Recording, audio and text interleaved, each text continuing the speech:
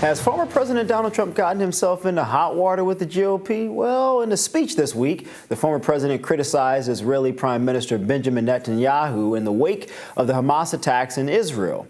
Trump accused Netanyahu of letting us down in 2020 before the United States killed a top Iranian General Qasem Soleimani. Trump also said yesterday that Israel, quote, wouldn't have had to be prepared, end quote, if he were in the White House, and also referred to Israel's defense minister as a, quote, jerk. You know, Hezbollah is very smart. They're all very smart. The press doesn't like when they say it. You know, I said that President Xi of China, 1.4 billion people, he controls it with an iron fist. I said he's a very smart man. They killed me the next day. I said he was smart. What am I going to say? But Hezbollah, they're very smart. And they have a national defense minister or somebody saying, I hope Hezbollah doesn't attack us from the north. So the following morning they attacked.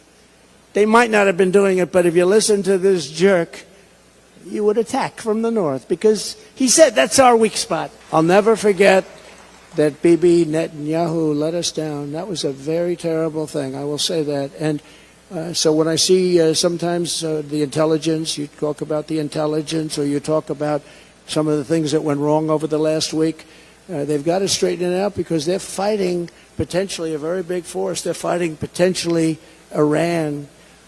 And when they have people saying the wrong things, everything they say is being digested by these people because they're vicious and they're smart. And boy, are they vicious because nobody's ever seen the kind of sight that we've seen. According to Hill reporting, the comments have already opened up Trump to criticism from the right, including 2024 GOP candidate Ron DeSantis, who wrote on X this week, terrorists have murdered at least 1,200 Israelis and 22 Americans and are holding more hostage. So it is absurd that anyone, much less someone running for president, would choose now to attack our friend and ally Israel, much less praise Hezbollah terrorists as, quote, very smart. As president, I will stand with Israel and treat terrorists like the scum that they are. Here with us to discuss is political reporter at The Hill, Julia Manchester. Thanks for being with us, Julia. Yeah, thanks for having me, guys. Good morning. Good morning. So Trump tends to word salad on issues such as this with little sprinklings of current events and what's going on. I think possibly his supporters don't understand the issue from what he said there. What do you make of Trump's comments as a whole? Yeah, so some Republicans I talked to said, look, it wasn't the best choice of words and point to how he's called other, controversial figures, dangerous figures or adversaries to the United States smart, like Vladimir Putin, for example. But they also point out that he says they're smart and that they're not stupid. They're cunning. They know what they're doing. And a group like Hezbollah understands that. And he understands that a group like Hezbollah is a threat. At the same time, though, it does open it up to criticism from his critics because of the timing of all of this. You know, this was not even a week after those horrific terror attacks in Israel. And then, of course, in the same breath, he did criticize Israeli Prime Minister Benjamin Netanyahu and, sort of said, if I were president of the United States right now, this wouldn't have happened. So, I think there's some, questions as to whether this was the best timing, but I don't think at this point anyone thinks, Donald Trump is actually praising Hezbollah. It was just a bad choice of words, bad timing. And then another actually viewpoint I've heard on this is that, Trump may be even looking at this from a strategic lens and trying to appeal to more moderate voters in the United States who may look at a leader like Benjamin Netanyahu, who is quite conservative and not popular with liberals in Israel and the United States and around the world, and see it as Trump sort of trying to appeal to those moderate voters, but still really getting a lot of attention and backlash from his Republican opponents. Julia, I want to unpack something that the former president stated in his remarks. He stated that Benjamin Netanyahu, quote, let us down. What exactly was he talking about? Well, sure, Michael, he's referring to how, back in 2020, when the United States was launching an attack to kill the Iranian general or top Iranian general, Qasem Soleimani, that Israel did not participate. There might also be some more baggage underneath some of the Trump's venting towards Netanyahu, though he didn't reference this. Remember, Trump has also criticized Netanyahu for congratulating President Joe Biden for winning the 2020 presidential election. So this isn't the first time he's criticized the Israeli prime minister, but it is notable because there are so many similarities between Trump and Netanyahu, and they do have very close ties. Trump worked very closely with Netanyahu to establish the Abraham Accords, which essentially worked to normalize relations between the United Arab Emirates, Bahrain, and Israel. So they've had a relationship before, but this is Trump once again, lashing out at him.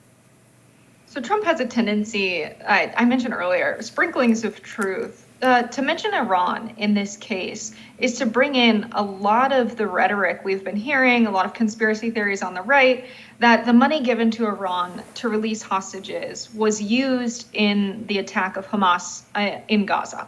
And clearly, we've heard from Anthony Blinken on this, we've heard from the White House on this, that Qatar actually, as a part of the deal, holds the strings to these funds and has agreed to block Iran from accessing these funds, and they were not used. What do you make of Trump just mentioning Iran at all? Is he trying to speak to some of those sentiments and anxieties? I think he is. And we do know that Trump has hit Biden on the issue of Iran even before Biden was president, going back to the Obama administration, with that administration's work to establish the Iran nuclear deal with Tehran. So that's not necessarily surprising to me that he's going after Iran at this point. It's been sort of an attacking point for the former president. And I would expect him to continue to voice concerns and attacks on the administration about the $6 billion, even though there's no evidence that it was used in these terror attacks and that it's still frozen. You are seeing Democrats, have to continue to go vocally on the defense about it, because it is something that Republicans and conservatives and are very much, promoting and messaging. You're even seeing some Democrats say, it's maybe time to, back away from that money and keep it frozen for the time being. So it's an attack point that I think we'll expect to see from Trump and other Republicans, despite the fact you've heard so many Democrats pushing back on it. Julia, I want to ask you a two-part question here. I mean, Trump made the statements when he was attacking the military official in Israel that it just doesn't make sense to say, don't attack us in the north because that's where we're weaker, and then you get an attack from the north. And for the layperson, the average voter, they may look at that and say, well, Trump actually has a pretty good point. Why state or articulate your strategic weaknesses publicly on air to then give your adversary the opportunity to attack you where you're weak? And then two, do you think this is actually going to impact Trump in politically in any regard? I don't know if you're reporting, if you've had the opportunity to talk to Republican voters, but how do they see this?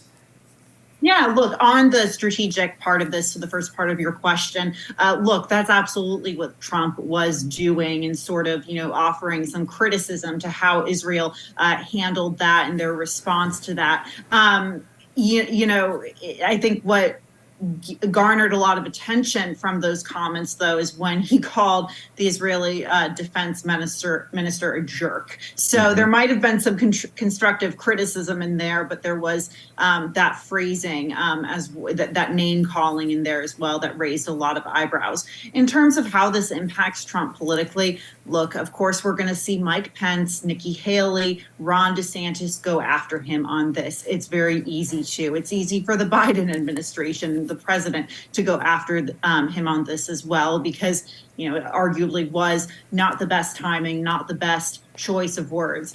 That being said, though, going forward, I don't think this will particularly impact him with Republican primary voters. Right before I was chatting with you guys, I was looking at a Fox News poll that was released earlier this week, and it shows Trump with 59% of support from the Republican primary, followed by Ron DeSantis at 13% and Nikki Haley at 10%. He really seems at this point, and a lot can change, so I'm not going to say this is a set in stone, but it really seems at this point that he is very close to sort of locking the nomination in at this point.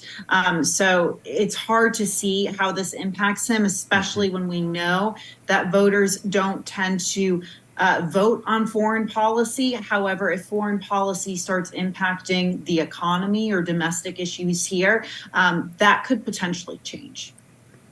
I think you make it a good point here to focus on the language. Trump might call the defense minister a jerk, but someone with a background in foreign policy might say, we're really critical of his actions. And Trump might call Hezbollah smart. Someone else might say they've been very strategic in the region. The sentiment, I think, to most voters is the same. But thank you so much for joining us. We have more Rising right after this.